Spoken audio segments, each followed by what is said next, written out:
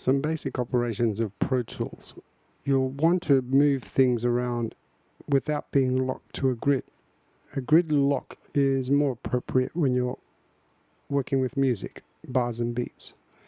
So to be able to slip your sections around, select slip, not grid, which will lock you to a time unit.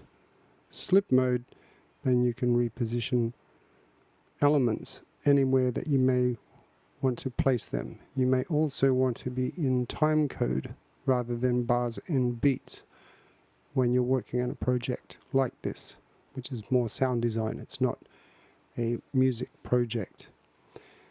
The other things you should be mindful of is up here. If you highlight on any certain area, eventually Pro Tools will give you the brief definition. Here is the grabber tool.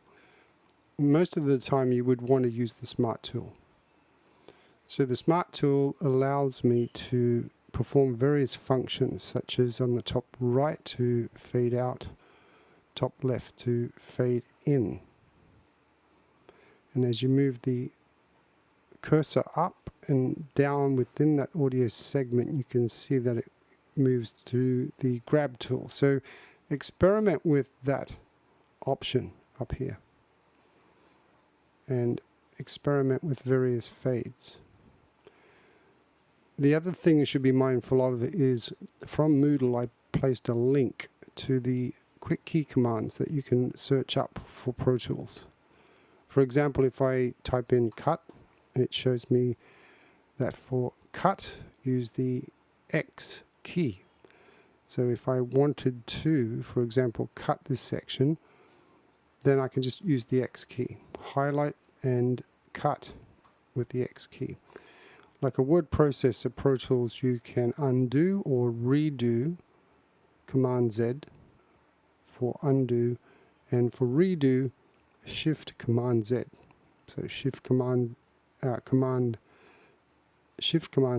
or Command Z for undo, redo, Shift Command Z. Take time and get to know the quick key commands from the link, and that will help you work much faster with Pro Tools. To horizontally zoom in and out, you need to make sure that this icon over here is highlighted. Then on the keyboard, R, T. So T, zoom in, R, zoom out.